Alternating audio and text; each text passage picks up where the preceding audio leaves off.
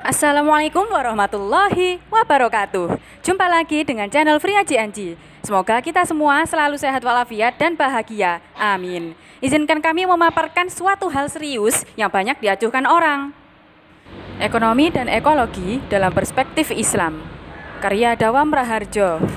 Dewasa ini, dalam situasi kesadaran yang tinggi tentang krisis lingkungan hidup, baik dalam masyarakat negara-negara maju maupun sedang berkembang, ekonomi dan ekologi sudah menjadi dua pengertian yang bertentangan.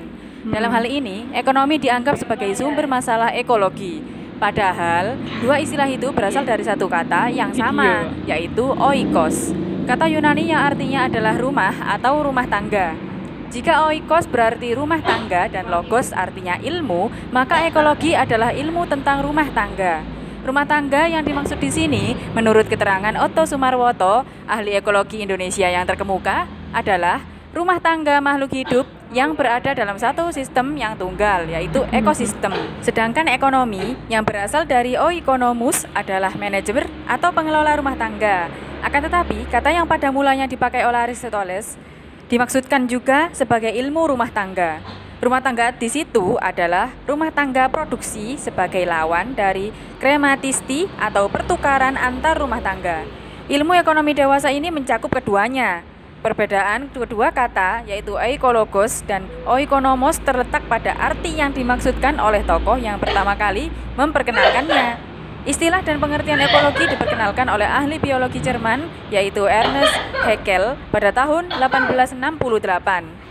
Sebenarnya, Haeckel juga menghubungkan ekologi dengan ekonomi.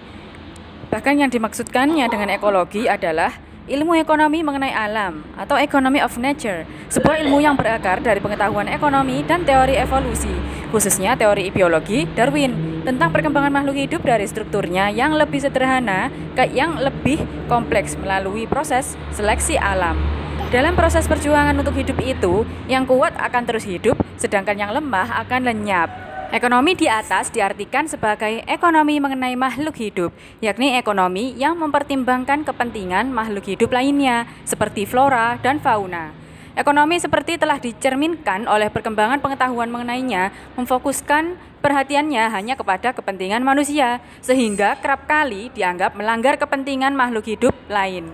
Para pengkritik ekonomi kapitalis melihat ilmu ekonomi sebagai ilmu yang membahas kegiatan produksi, distribusi, dan konsumsi barang dan jasa yang mendasarkan diri pada asumsi berlakunya pasar bebas, di mana permintaan dan penawaran bertemu.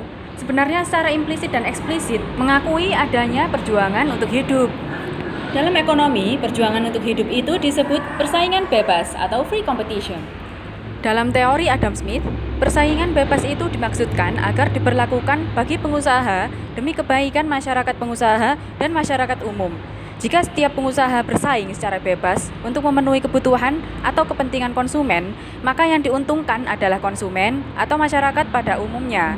Asumsi ini sejalan dengan kepercayaan bahwa apabila setiap orang dibiarkan untuk mencapai kepentingan dirinya sendiri, maka situasi itu akan menghasilkan kebaikan masyarakat secara keseluruhan, seperti kata Hume dan Mendesil. Maka individualisme akan menghasilkan keseimbangan antara kepentingan perorangan dan masyarakat. Sistem yang diperkirakan paling menjamin berlakunya asumsi itu adalah sistem yang membiarkan segala sesuatu berjalan secara bebas. Laissez-faire, laissez-passer, sebuah ungkapan Prancis yang artinya pasar bebas. Sebab untuk dapat bersaing dan bertahan hidup, setiap produsen akan berusaha mencapai efisiensi setinggi mungkin dan mencapai produktivitas sebesarnya. Pasar bebas sebenarnya mengandung asumsi baik, yaitu laissez-faire dimaksudkan untuk menghasilkan kebahagiaan sebesarnya bagi banyak orang, sehingga asumsi itu mengandung optimisme. Persoalannya adalah bagaimana kita menyikapinya. Pertama, kita bisa memeluknya sebagai kepercayaan, kebenaran yang sudah pasti. Yang kedua, menganggapnya sebagai sekadar hipotesa. Dalam ideologi kapitalisme, prinsip di atas dianggap sebagai kepercayaan. Jika menilai yang pertama dengan yang kedua, maka yang pertama bisa berubah menjadi semacam mitos. Perbedaan antara kapitalisme dan ilmu ekonomi adalah bahwa kapitalisme mendasarkan diri pada yang pertama, sedangkan ilmu ekonomi pada yang kedua. Para pengkritik kapitalisme menganggap laissez-faire, laissez-passer adalah suatu dogma atau semacam mitos dalam ekonomi. Sejarah perekonomian menunjukkan bahwa sistem pasar bebas telah menghasilkan pertumbuhan ekonomi tinggi yang belum pernah terjadi sebelumnya melalui proses industrialisasi di Eropa Barat, Amerika Utara, Jepang, dan kemudian Australia. Menjelang Perang Dunia II, gejala itu menjalar ke Amerika Latin. Sesudah Perang Dunia Kedua, gejala itu mulai menjalar ke negara-negara yang baru membangun sehingga melahirkan Dunia Ketiga yang mencakup negara-negara di kawasan Amerika Latin, Asia, dan Afrika. Sesudah Perang Dunia Pertama, terjadi pula pertumbuhan ekonomi yang tinggi. Akan tetapi bukan di negara-negara yang menganut sistem ekonomi pasar. Di Uni Soviet dan Eropa Timur, pertumbuhan ekonomi terjadi di bawah sistem yang bertentangan, yaitu sistem perencanaan sentral. Di dunia ketiga juga terjadi pertumbuhan ekonomi dengan laju yang jauh lebih tinggi dari sebelumnya, tetapi dengan sistem ekonomi campuran antara sistem pasar bebas dan berbagai jenis perencanaan. Ciri yang sama pada semua sistem itu dan gejala pertumbuhan pada ketiga sistem di atas adalah pola eksploitasi terhadap sumber daya alam dan manusia melalui penggunaan teknologi dan manajemen. Di negara-negara dengan sistem ekonomi pasar, derajat eksploitasi makin berkurang dari sebelumnya karena pertolongan teknologi yang memperingan beban terhadap manusia. Tetapi, tingkat eksploitasi dalam perkembangan kapitalisme itu secara keseluruhan sebenarnya tidak berkurang, melainkan hanya dialihkan ke kawasan dan masyarakat lain. Sasaran eksploitasi manusia dan sumber daya alam sejak abad ke-18 telah dialihkan dari masyarakat dan kawasan di barat ke masyarakat dan kawasan lain melalui kolonialisme dan imperialisme. Itulah sebabnya, kata Lenin, kapitalisme bisa bertahan karena proses pemiskinan bisa dicegah di Eropa dan Amerika Utara melalui kolonialisme dan imperialisme. Di negara-negara blok sosialis dengan sistem perencanaan sentral, eksploitasi terhadap sumber daya manusia jauh lebih tinggi. Sistem sosialis sebenarnya berhasil pula menggunakan teknologi yang lebih tinggi sehingga mengurangi beban manusia. Namun karena ingin mengejar dan bersaing dengan kapitalisme, maka sistem sosialis baik di Eropa Timur dan Rusia maupun RRC, Albania, dan negara-negara sosialis lainnya melakukan sistem eksploitasi terhadap sumber daya alam dan penindasan terhadap rakyatnya sendiri, terutama petaninya. Lebih dahsyat lagi dengan sistem diktator proletariatnya dan kebijaksanaan isolasinya yang sangat ketat. Sungguh pun begitu, dampak sistem eksploitasi itu dirasakan juga di Barat. Pada dasawarsa awal abad ke-20, masyarakat Amerika Serikat telah merasakan dampak industrialisasi dan urbanisasi.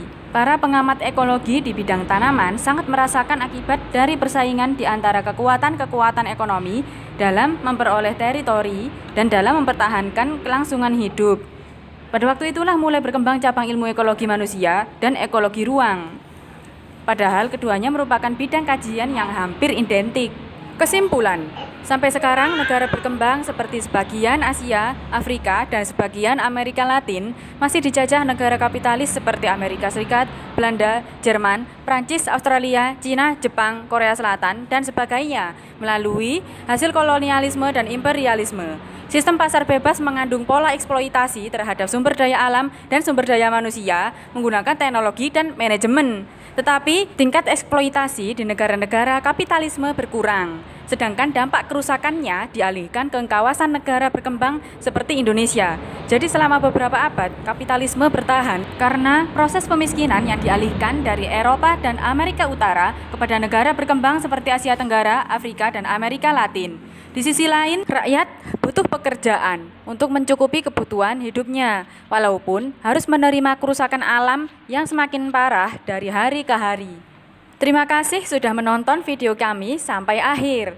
Mohon maaf ya bila ada salah dan hilaf. Wassalamualaikum warahmatullahi wabarakatuh.